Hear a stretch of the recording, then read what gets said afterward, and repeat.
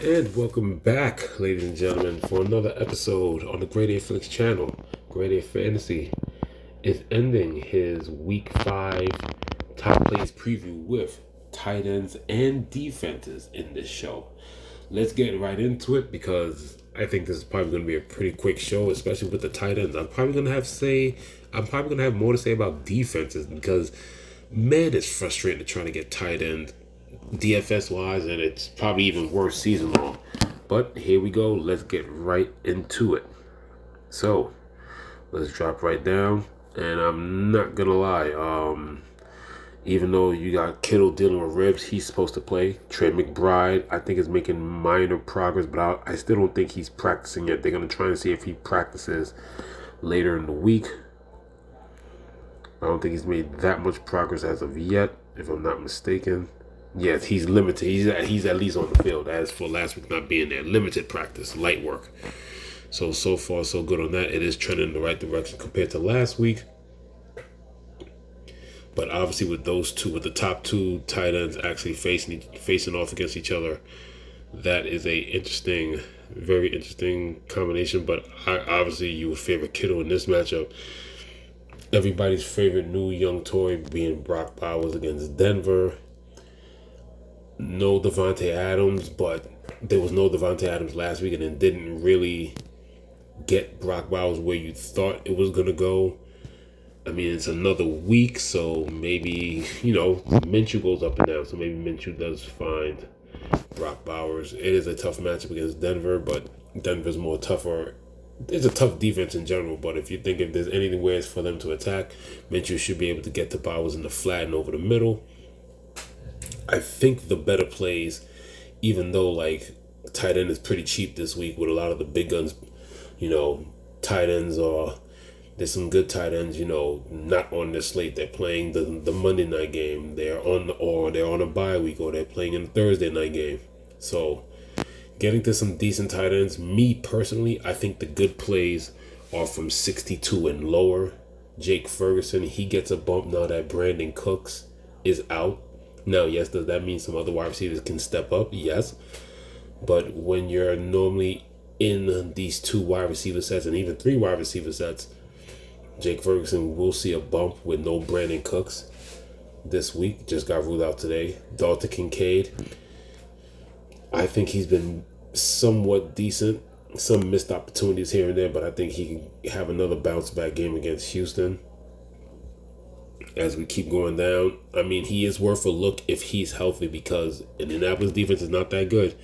And right now, Jacksonville could use all the help they can get, especially Trevor Lawrence. He probably needs one of his favorite targets from last year to be in there. I think, if anything, Ingram has played, less than half this season so far. So he's probably ready to come back from the hamstring injury 4 weeks later. We'll see if he makes a comeback. Washington defense hasn't played well, but if Njoku could get well, he's definitely an option this week. I was bigger on Schultz to go against Buffalo, but now with Dell trending in the right direction, that's another target that's going to go over Schultz. But Schultz is still an option. Like I said, it's been very ugly with tight ends, so you don't really need much, especially with Dalton Schultz, who started the year in the 6,000s, now at 54. So that lets you know how bad it is. But like I said, I like some of these cheaper options. Tucker Kraft, he gets a bump with one of the wide receivers out, so he can get some looks like last week. If you want, you could go to Mike Gesicki because maybe Baltimore does tie up T. Higgins and Jamar Chase. That defense is solid, and that pass got to go somewhere. If they can't get it to Yoshi underneath, they will get it to Mike Gesicki underneath. A struggling Dallas defense.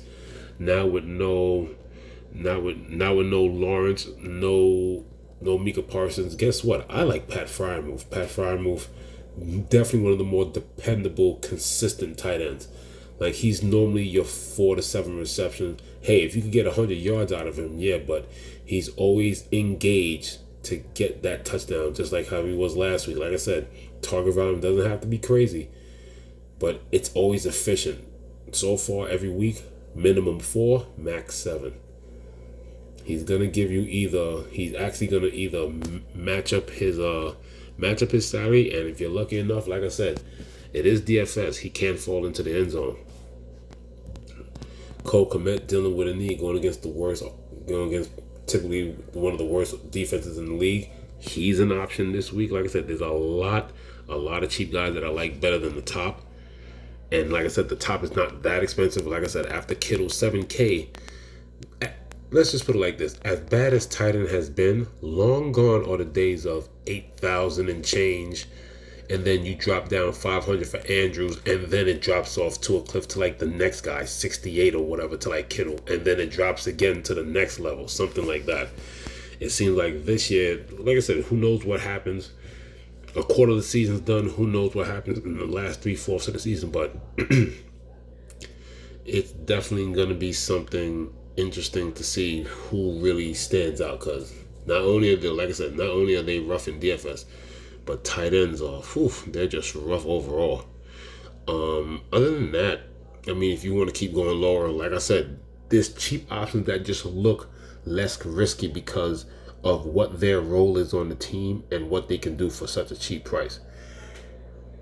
Green Bay's defense, solid defense, but like I said, it can be gashed and it could be worked upon. If Kobe Parkinson doesn't have to stay in and help block, he has the ability to, definitely match up his price. I'm sorry with the tight end, but he has the ability to get you anywhere from a minimum 7 to maybe even a 12. He has that. Noah Fant, Seattle has been playing real well. But the only reason why I don't like Noah Fant is not because of the question of a toe injury. I really think Seattle against the Giants, all they really need is their trio wide receivers with a healthy dose of Kenneth Walker. So you're just going to have to hope Noah Fant gets into the end zone. Once he gets in the end zone, he's pretty much meets his floor, and then anything else is just gravy. Zach Ertz has been picking up his targets lately, so Zach Ertz is okay. 4, 5, and 3 last week. Obviously, now that's starting to go down because now Jaden Downs has been hooking up with Terry McLaurin, and after that, there's nothing down here at all. But like I said, this is a week that I definitely prefer these cheaper guys. Like, to me, honestly, the most expensive I'll go with the max being 7,000. I think I'll start right here, 63. So that means I'm not even on the top 2 really like that this week. Like, I really think the tight end slate really starts from here and then goes all the way down. Bowers at 63, Ferguson 62, Kincaid 61. And then you can go all the way down to whatever you feel is like a lottery ticket, all the way up to maybe, I think, Zach Ertz. Maybe Jordan Atkins if no Njoku. Maybe. And now we get to the defenses.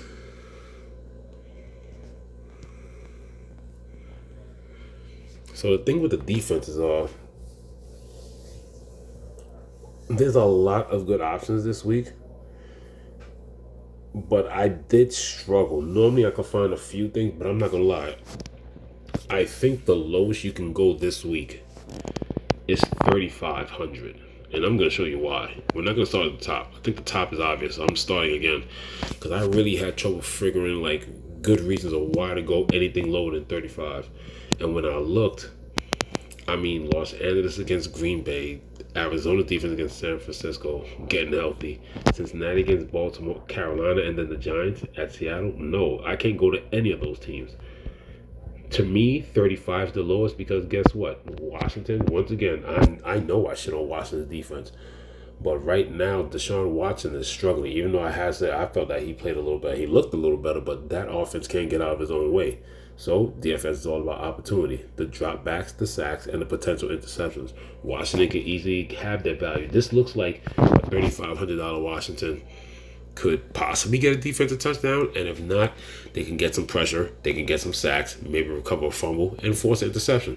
I can see them getting anywhere from a 7 to an 11. I don't see this Washington defense giving you a negative. I think the Browns should be able to at least do some things, aka run the ball a bit. Deshaun Watson get the ball downfield. Maybe if Jaden Daniels and that offense controls the ball and they get up early on some 21-10, maybe in the second half, Deshaun Watson starts checking the ball, giving it to Amari, try to get it to Amari Cooper, but that means more dropbacks, more opportunity for sacks. I think this is the cheapest that you can go, $3,500. After that, The next possible defense, once again, like I said, Washington's not the best team, but they're playing hot. But Cleveland does have a decent defense. As you see here, even in the Dallas game, they had 3 sacks. They got blown out that game. Fine. Ever since then, they haven't allowed more than 21 points, and they have 8 sacks in the last couple of games. So now Jaden Downs is a different beast, but Cleveland can bring the pressure. 3,800 against, yes, it's a hot and clicking Washington Commanders offense. I understand that, but it's still an option to take on the road. Cleveland defense is still no scrub. After getting lambasted by Dallas, they've been pretty solid all week. Like I said, when it comes to Cleveland, the problem is really the opposite side of the ball, mainly their quarterback play. And then after that, because of that, I actually had, before all this news came out with the injuries, I'm looking at my notes right now, and I actually put Dallas down, but they're struggling. No Lawrence and no Micah Parsons.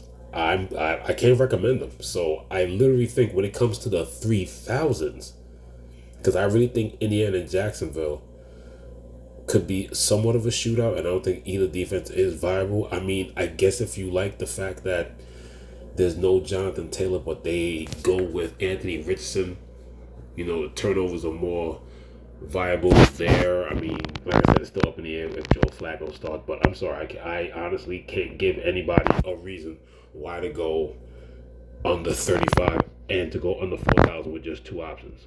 I originally had Dallas, and then today the news of Lawrence being out, Micah Parsons being out, and then obviously they have on the other side of the ball, they lost Brandon Cook. So literally, I think we start here because I think that's the floor of where you should be picking.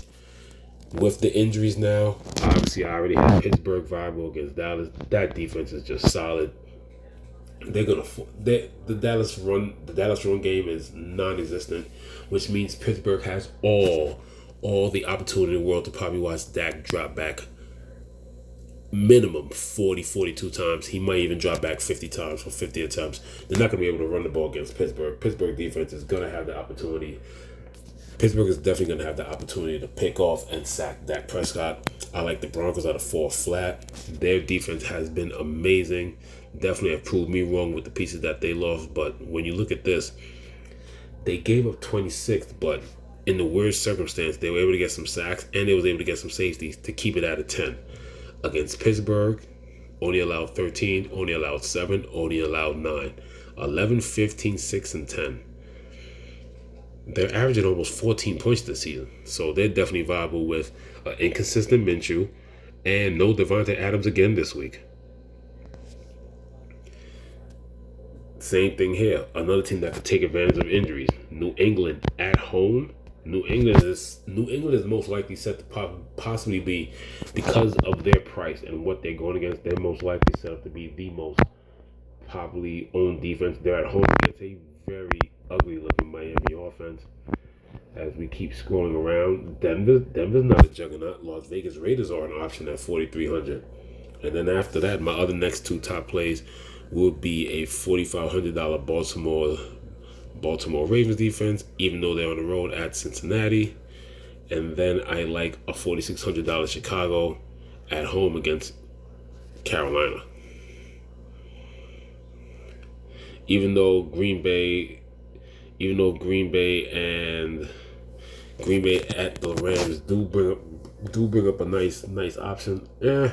I think Los Angeles should be able to score against that defense. And then, of course, like I said, if you want to pay up, yes, I do like especially if Malik Neighbors doesn't make concussion protocol, then I definitely love them. They should be the $5,000 defense and not San Francisco. But San Francisco at Arizona, I have a few plays that I like better than San Francisco. I have a few plays that I like better than the Seahawks, even though Seahawks are at home against the pitiful Giants. But like I said, I think the heart and soul of where you probably want to get your defense is anywhere. Like I said, if you want to pay down, to me the best pay down option is Washington, with the potential of getting up in that game and making Deshaun Watson drop back mid-30s to high 30s, maybe even 42 times. But I think the strength is in the mid-tier with the with $4,000 down, 4,100 New England, 4,100 Steelers. Those are to me, those are great options right there. And then, like I said, I think you have solid options going up to the top from there. But to me, I think the best DFS options are literally these three teams right here: 41, 41, and 4,000. New England at home against Miami, Pittsburgh against an inept Dallas defense, inept Dallas offense, because their running game is non-existent. So you can literally prepare for them in one way, which means TJ Watt is going to have extensive opportunities to probably grab 2, 3, even 4 sacks. With me even saying that, you know what you might want to do? You might want to take TJ for over 1.5 sacks. Dak doesn't scramble like he used to anymore. He can move in the pocket, but I think the Steelers are going to make sure that they're going to let the Cowboys know, hey, we can't run this ball. Yeah, Dak, 42 to 50 dropbacks, and let's see if we can win this game. But that's the end of my preview. Thank you for tuning in. Good luck this week in Week 5 building lineups. Let me know what your top defensive option is or pick this week. Who will be your main pick? Like I said, I love the 4,100 and 4,000 range, and then the 25 max. I'm gonna make sure I get to each one of these pieces. Whatever I do, I'm pretty sure I can spare the extra 100. Now, will I actually try to go up and get maybe a Chicago, Carolina, because they have been playing well lately? If I look at Chicago stats after the first week, yes, they had those crazy touchdowns against Tennessee, but you're not getting turnover prone Will Levis every other time. But for what they do, Houston, they didn't give you a 0, 6, and they got 3 sacks. 1 sack, 2 interceptions against Indianapolis, 5 points, 8 points, and only gave up 18. They have been improving. They've been playing solid. For 4,600. But anyway, thank you for tuning in for the top plays for tight ends and defense for Week 5 FanDuel main slate. Like I said, good luck making your lineups. Please leave a comment and subscribe below. If this is your first time watching, please look up the channel. I will also put the links for the other